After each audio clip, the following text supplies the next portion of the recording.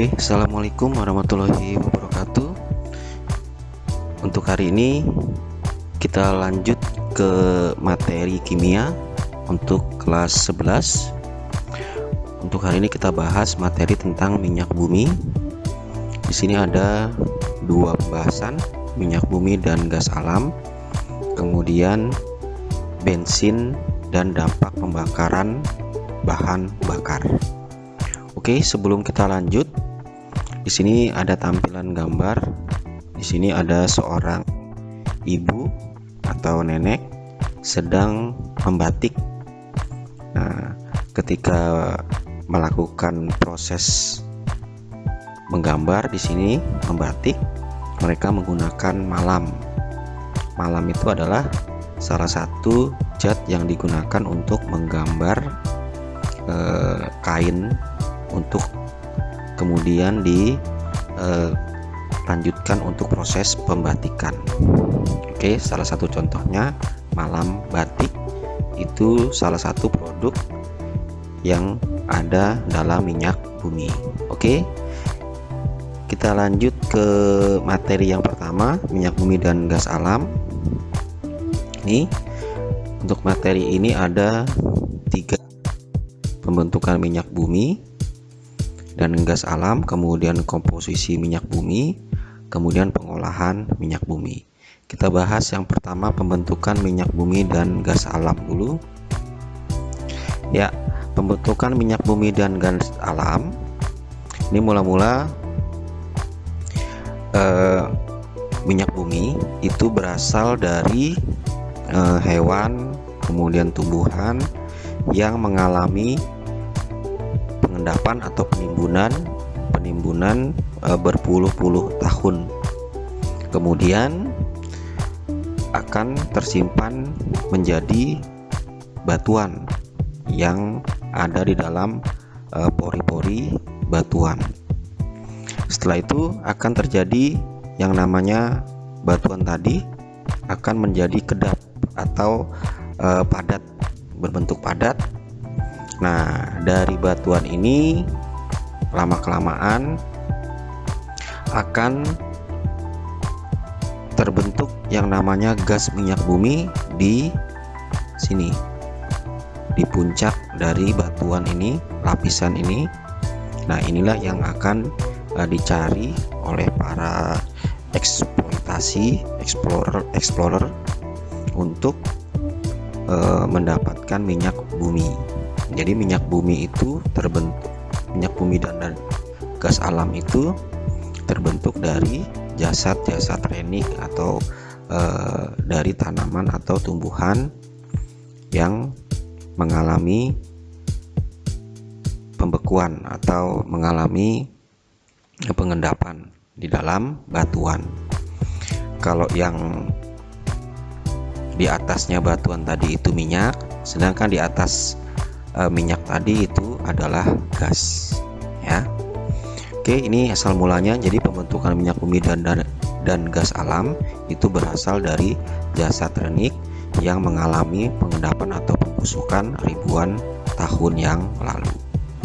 Jadi untuk mendapatkan proses minyak bumi itu sangat susah, atau bisa dibilang minyak bumi dan gas alam itu adalah benda-benda yang tidak dapat diperbaharui. Bisa akan muncul tapi ribuan tahun kemudian. Oke. Next, kita lanjut. Nah, ini komposisi minyak bumi. Komposisi minyak bumi itu terdiri dari 5 unsur. Yang pertama karbon, kemudian hidrogen, kemudian belerang, oksigen, dan nitrogen. Kemudian unsur-unsur yang lain. Ini di tabel ini komposisi senyawa hidrokarbon dalam minyak bumi itu golongan hidrokarbonnya. Kemarin sudah kita bahas masalah hidrokarbon. Ada naptena, parafin, aromatik, dan aspaltena. Ini rata-rata yang paling besar itu naptena. Jumlahnya 30, rata-rata 49%. Kemudian berdasarkan komponen terbanyak, minyak bumi dibedakan menjadi 3 golongan, yaitu parafin, naftalena, dan campuran parafin dan naftalena. Apa sih parafin dan naftalena? Ini kita bahas di slide berikutnya. Nah, ini cara pengolahan minyak bumi. Pengolahan minyak bumi itu dilakukan oleh beberapa tahap. Yang pertama desalting, kemudian destilasi bertingkat. Ini yang penting, destilasi bertingkat. Desalting itu adalah proses penghilangan kotoran. Kemudian destilasi adalah pemisahan komponen minyak bumi mentah berdasarkan perbedaan titik didih. Jadi di dalam destilasi ini, kalau di gambar ini yang namanya proses destilasi bertingkat. Jadi di sini titik didih setiap prosesnya itu berbeda-beda. Nanti akan ada saya tampilkan gambar proses destilasinya. Nah, ini proses destilasinya seperti ini. Jadi awal mula sumur-sumur minyak bumi biasanya di kilang-kilang minyak itu minyak mentahnya, atau yang di sini biasanya yang berwarna hitam, minyak mentahnya itu kemudian diangkut. Ini kalau misalkan di lepas pantai. Nah, kalau di sumur-sumur minyak di darat ya tentu mengangkutnya dengan truk-truk pembawa minyak mentah. Diangkut oleh kapal kalau dari gambar ini, kemudian dimasuk ke dalam tanur. Di dalam tanur itu dipanaskan. Setelah itu nanti akan muncul namanya apa? Dipanaskan, proses pemanasan, maka akan muncul yang namanya uap. Nah, uap-uap tadi itu akan masuk ke dalam sistem destilasi atau minyak bumi ini, atau di sini disebut dengan pemisahan fraksi minyak bumi. Jadi uap-uap tadi, nah perhatikan suhu setiap masing-masing fraksi-fraksi ini pada suhu 500 derajat Celcius ini akan mengalami proses penguapan. Itu hasilnya minyak mentah panas dan akan dihasilkan residu. Residu ini biasanya umumnya itu berupa aspal yang biasa kita gunakan untuk di jalan raya itu. Kemudian pada suhu selanjutnya uap akan naik sini. Setelah naik, nah hasil dari uap ini pada suhu 350 sampai 500 itu oli atau yang kita sebut dengan parafin tadi. Jadi oli itu merupakan salah satu jenis produk dari minyak bumi atau minyak mentah. Kemudian uap tadi masih dalam keadaan panas, menguap, kemudian pada suhu 170 sampai 250 akan menghasilkan yang namanya solar. Kemudian lanjut ke suhu berikutnya 70 sampai 170 itu kerosin. Kemudian pada suhu selanjutnya nafta. Kemudian pada suhu selanjutnya, nah ini yang paling banyak digunakan, biasanya umumnya petroleum, ether, dan atau bensin atau disebut dengan gasalin. Nah, kemudian hasil akhir pada suhu 160 min 160 sampai min 40 suhunya akan lebih dingin. Ini hasil akhirnya berupa gas yang kita gunakan sehari-hari untuk memasak dan sebagainya. Jadi uapnya yang diambil. Nah, inilah proses destilasi proses pemisahan fraksi-fraksi minyak bumi. Oke, bisa dipahami ya. Next. Nah, ini tabel fraksi yang hasil pengolahan minyak bumi. Di sini ada kegunaannya sama seperti tadi, seperti di tabel. Di sini gas untuk bahan bakar kompor, petroleum untuk pelarut dan dry cleaning, bensin ya sudah tahu kalian ya, bahan bakar kendaraan bermotor, penerbangan, kemudian nafta, bahan baku industri petrokimia, kerosin itu bahan bakar pesawat, solar, bahan bakar mesin diesel biasanya truk-truk yang berkekuatan besar, oli, pelumas, parafin, bahan baku lilin. Nah, ini parafin tadi yang digunakan untuk pembuatan batik tadi atau malam tadi. Nah, residu hasil akhir ini, residu itu buangan, biasanya disebut dengan aspal. Nah, ini pengeras jalan atau bahan pelapis anti bocor. Ya, itu ya untuk proses hasil pengolahan minyak bumi. Nah, ini bensin dan dampak pembakaran bahan bakar. Jadi kenapa di sini dibahas bensin? Karena bensin umumnya banyak digunakan oleh kendaraan atau di kimia disebut dengan gasolin. Kemudian dampaknya bagaimana? Nah, ini akan kita bahas. Oke, bensin itu apa sih bensin? Nah, ini bensin merupakan campuran isomer heptana. Namanya heptana berarti dia karbonnya mempunyai jumlah 7 dan hanya berjumlah 16. Dan oktana itu C-nya jumlahnya 8, kemudian hanya 18. Nah, bensin itu diperoleh dari proses destilasi tadi sudah saya jelaskan. Jumlahnya relatif sedikit. Bensin juga diperoleh dari proses kertakan atau cracking dan perengkahan termal. Jadi pada proses pemanasan itu lama-lama minyak mentah akan mengalami cracking atau kertakan, atau istilah kalau kita mulai menguap. Nah, hasil akhirnya itu adalah bensin atau gasolin. Nih, kualitas bensin ditentukan berdasarkan bilangan oktan. Jadi kualitas bensin itu disebut dengan oktan atau angka oktan. Bilangan oktannya ini seperti ini. Nah, semakin tinggi nilai oktan, maka nilainya akan semakin murni atau mudah sekali menguap. Kalau bensin itu umumnya dia bilangan oktan atau premium itu bilangan oktannya antara 60 sampai 62. Sedangkan kalau untuk sekarang selain premium tuh Pertamax. Nah, Pentalite itu nilainya di atas 60, antara 91 sampai 97, dan harganya pun tentu lebih mahal dibanding bensin biasa atau premium.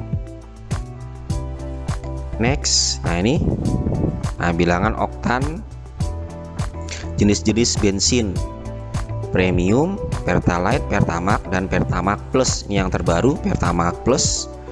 Kalau premium nilainya bilangan oktannya 88. Jadi sedikit dia mengalami banyak bilangan oktannya. Oktannya itu lebih banyak atau oktananya.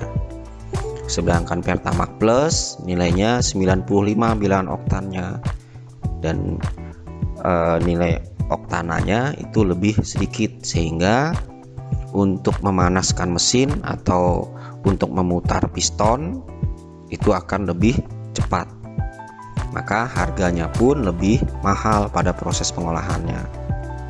Itu ya, bisa dipahami ya. Nah, bilangan oktan bensin dapat tingkatkan dengan beberapa cara. Yang pertama, memperbanyak kadar isooktana dalam bensin. Nah, ini untuk memperbanyak kadar isooktana dalam bensin ini mungkin kalian pernah share atau mendapat informasi di YouTube atau di tempat bengkel kalian sering memperbaiki.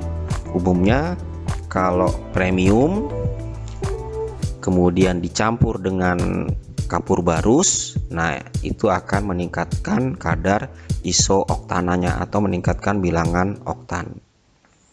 Tapi saya belum pernah coba. Kemudian menambahkan zat adiktif ke dalam bensin seperti etanol pada proses blending. Kemudian perekaan termal yang menghasilkan heksena. Kemudian meningkatkan kualitas bensin dengan metode reforming. Di sini mengganti bilangan oktannya. Kemudian polimerisasi.